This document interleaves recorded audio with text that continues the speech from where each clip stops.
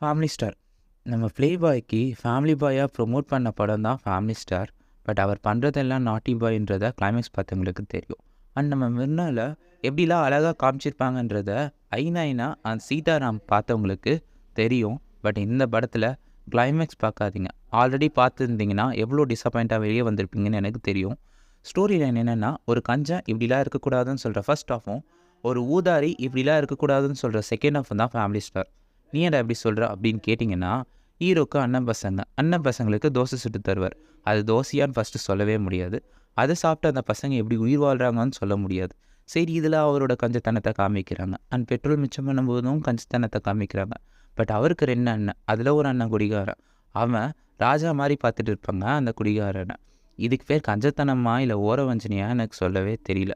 and family star போத்தா இல்லையான்னு கேட்டிங்கன்னா, நீங்கள் இங்கே தேவர்கொண்டா மசாலா ஃபைட் சீன்ஸ் பார்க்கணுன்னு நினைக்கிற ஃபேன்ஸ்க்கு